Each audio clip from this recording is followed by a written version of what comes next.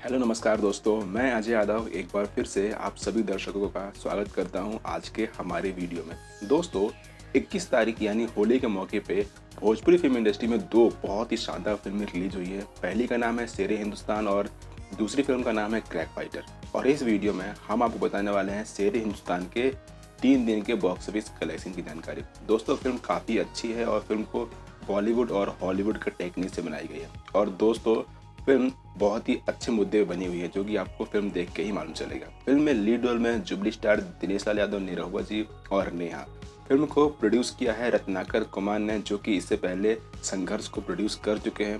Film की story लिखी है मनोज नारायण और डायरेक्शन भी मनोज नारायण जी का ही है। और फिल्म रिलीज हुई है मुंबई, यूपी, बिहार, दिल्ली, नेपाल और गुजरात के करीब 185 सिनेमाघरों में।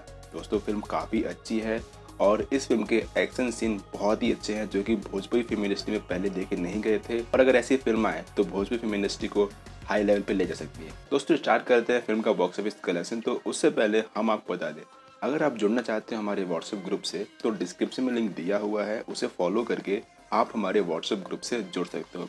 भोजपुरी फिल्म शेरे हिंदुस्तान ने अपने डे वन पे 94 लाख रुपए की कमाई की।